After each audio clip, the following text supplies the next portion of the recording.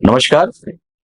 आज हम चर्चा करेंगे इस पॉडकास्ट में वर्ल्ड इनइक्वालिटी लैब ने एक रिपोर्ट जारी की और इंडिया के बारे में अपने कुछ विमर्श, अपने कुछ सजेशन देते हुए उसमें यह कहा गया कि अल्ट्रा रिच लोगों पर वेल्थ टैक्स और साथ ही साथ इनहेरिटेंस टैक्स लगाया जाए। आप सबको याद होगा जब यही बात सैम पित्रोदा ने दूसरे रूप में कही थी इनहेरिटेंस टैक्स को लेकर, क्योंकि उनकी वक्तव्य में कहीं अल्ट्रा रिच या कोई ऐसा क्लासिफिकेशन नहीं था। तो एक न केवल जागरूक लोगों में बल्कि सब में ही एक ऐसी बेचैनी पैदा हुई कि ये किस तरह का बात कर रहे हैं सैम पित्रोदा साहब। आज इस बात की पूरी चर्चा के लिए मेरे साथ हैं शिशिर सिन्हा सर। नमस्कार। आप सब नमस्कार सर। नमस्कार। आप सब सर से वाकिफ होंगे, कई मुद्दों पर साथ में चर्चा होती रही है और सर आर्थिक विषयों के विशेषज्ञ के रूप में हमेशा अपने विचार साझा करते हैं। तो सबसे पहले सर मेरा यह कहना है कि जो वर्ल्ड इनइक्वालिटी लैब है वो जिस इंडेक्स 2023 की बात करती है उसमें उसने वैसे इंडिया को क्या स्थान दिया और क्यों ये विमर्श सामने आया? अगर आप देखें मार्च में वर्ल्ड इनइक्वालिटी डेटाबेस जो कि इनइक्वालिटी लैब का एक हिस्सा है, उसने एक रिपोर्ट जारी की और अगर मैं उस रिपोर्ट का एक हिस्सा पढ़ सकूं जी कि economic inequality in India, the billionaire raj is now more unequal than the British colonial raj. Okay. ये इन्होंने 18 मार्च 2024 को रिपोर्ट इन्होंने दिया था और इस रिपोर्ट में इन्होंने कहा कि भारत की आबादी का 1% जो है वो लगभग 22% आय के लिहाज से, अगर हम कहें 1% आबादी के पास 22% आय है और संपत्ति की बात करें तो 40% संपत्ति है, यानी कि हर पांचवा और 1/3 से भी ज्यादा संपत्ति से 1% आबादी के पास है। इसको हम लोग सुपर रिच या अल्ट्रा रिच कहते हैं और उन्होंने ये सजेशन दिया कि अगर इनके ऊपर आधे प्रतिशत की दर से भी एक स्पेशल टैक्स लगा दिया जाए तो आपकी कितनी कमाई बढ़ जाती है। आपकी बहुत सारी जो योजनाएं हैं, सामाजिक सरोकार की योजनाएं हैं, उस पर आपको पैसा जुटाने में कोई दिक्कत नहीं होगी।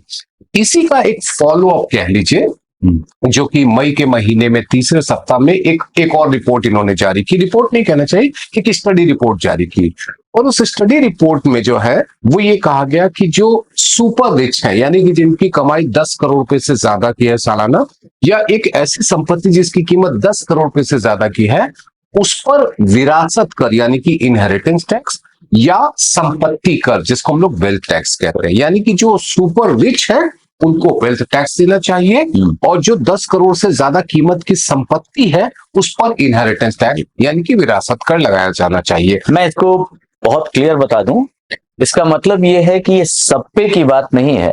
जो अल्ट्रा रिच लोग हैं जिनके पास 10 करोड़ वार्षिक संपत्ति आती है उस पर 2% के हिसाब से टैक्स लगाया जाए और उन्हीं पर जो उनकी दो चीजें हैं, माफ कीजिएगा मैं बीच में आपकी 10 करोड़ से ज्यादा की जो कमाई कर रहे हैं, जिनकी आमदनी है, उस व्यक्ति पर जो एडल्ट है उन पर 2% की दर से, और वो संपत्ति जिसकी कीमत 10 करोड़ रुपए से ज्यादा की है उस पर 33% की दर से इनहेरिटेंस टैक्स। तो ये दो अलग अलग हिस्से हैं। तो मेरे ख्याल से बहुत क्लियर हो गया होगा बच्चों को।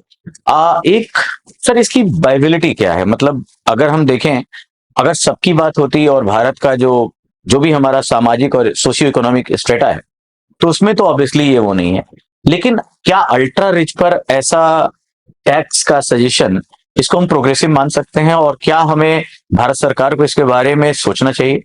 दो पहलू है, एक आपका जैसा आपने सामाजिक पहलू का जिक्र किया और एक व्यावहारिक पहलू है। देखिए, सबसे पहले मैं एक अर्थशास्त्र के छात्र होने के नाते कहूं कि आपके पास ये पहचान तो ये है कि आपके पास सुपर रिच कौन है, क्योंकि इनकम टैक्स रिटर्न फाइल करने से आपको पता चल जाता है।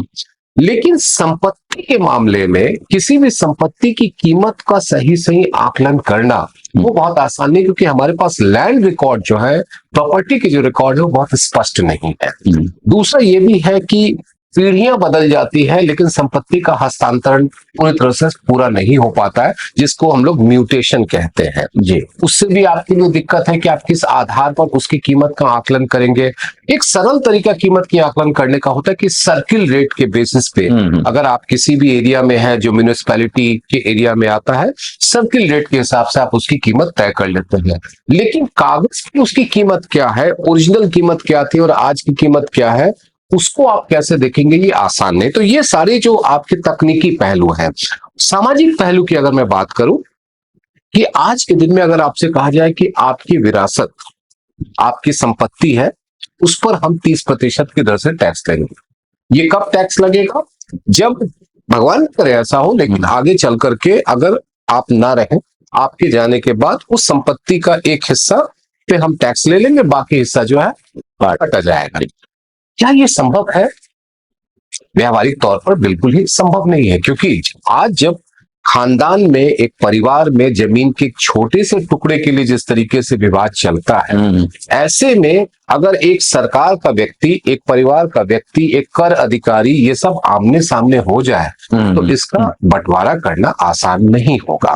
हाँ, अब रहा सवाल सरकार के लिए क्या ये संभव है? तो अगर अर्थशास्त्र के छात्र होने के नाते मैं कहूं कि इसका एक पहलू यह है कि अगर इन पे कर लगाया जाता, जैसा कि इस रिपोर्ट में कहा गया है कि जीडीपी के 2.73% के बराबर की कमाई है। अब 2024-25 के अंतरिम बजट के हिसाब से जो अर्थव्यवस्था का आकार दिया गया, जीडीपी का आकार दिया गया है, उसके आधार पर इससे कमाई होगी आपको 9 लाख करोड़ रुपए की। 9 लाख करोड़ रुपए की कमाई का मतलब है कि आपका फिस्कल डेफिसिट यानी कि राजकोषीय घाटा आधा साफ। जी। इसके अलावा अगर आप मनरेगा की बात करें, अगर आप आयुष्मान भारत की बात करें, प्रधानमंत्री ग्राम सड़क योजना की बात करें, प्रधानमंत्री आवास योजना की बात करें, ऐसी सारी योजनाओं के लिए संसाधन जुटाने में आपको मदद मिलेगी। और तीसरा पहलू यह है कि सरकार की उधारी कम हो जाएगी। तो सुनने में तो बहुत अच्छा लगता है, किसी भी सरकार के लिए बड़ी अच्छी खबर है कि आपको 9 लाख मिल जाएंगे। लेकिन क्या जो आदमी आपके यहाँ उद्यमिता में लगा है, जो आदमी आपके यहाँ कारोबार धंधा कर रहा है, क्या आप उसके ऊपर अतिरिक्त टैक्स लगा करके, क्या ये प्रोग्रेसिव कहा जाएगा? प्रोग्रेसिव टैक्सेशन की परिभाषा क्या है? ये कहती है कि आय जैसे जैसे बढ़े आप वैसे लगा दीजिए। आप ऑलरेडी उसके ऊपर इनकम टैक्स लेते हैं, 50 लाख से ऊपर की आय पर आप सरचार्ज भी लेते हैं। अब उसके ऊपर अगर आप कहें कि हम आपसे 2% अतिरिक्त लेंगे क्योंकि आप 10 करोड़ रुपए ज्यादा कमाते हैं, तो इसका नुकसान क्या होगा? लोग आपके यहाँ से निकल जाएंगे। जैसा वैसे भी सर जो रेट है, भारत से छोड़ने वाले और बाहर जाने वाले बहुत तरह के आरोप हैं। तो इसका मतलब एक सजेशन के रूप में या फिर अगर सैद्धांतिक रूप से देखें, आंकड़ों की बाजीगरी के रूप में देखें तो अच्छा लगता है, फील गुड तो होता है, लेकिन प्रैक्टिकल और व्यवहारिक लेवल पर और भारतीय पृष्ठभूमि में इसे अपनाना बहुत फिजिबल नहीं दिखता। वैसे भी सर मेरा ये भी मानना है कि ये जितनी रिपोर्ट्स आती हैं, जो इंटरनेशनल रिपोर्ट्स हैं, ये एक तरह से वैसा ही है कि अमेरिकी मॉडल को भारत में लागू करना, जबकि बहुत ही परिस्थितियां अलग हैं, हर तरह की पृष्ठभूमि अलग है। इनहेरिटेंस टैक्स अमेरिका में व्यवहारिक और लाजमी हो सकता है, लेकिन जैसा आपने बहुत ग्राउंड रियलिटी बताया म्यूटेशन को लेकर, जमीन को लेकर, पट्टीदारों और रिश्तेदारों की लड़ाई को लेकर, तो अभी ये चर्चा के लिए और कम से कम जो यूपीएससी एस्पिरेंट है उनकी जानकारी के लिए ये एक विषय हो सकता है, लेकिन व्यवहारिकता के लेवल पर भारतीय पृष्ठभूमि में अभी ये व्यवहारिक नहीं माना जाना चाहिए। तो देखिए, व्यवहारिक नहीं है। और एक और बात हम यहाँ पे कहना चाहेंगे कि हम लोग बार बार अमेरिका का जिक्र करते हैं, तो अमेरिका में देखिए कि कितने लोग हैं जो कि जमीन जायदाद को लेकर के उस तरीके से संवेदनशील होते हैं जो भारत में है।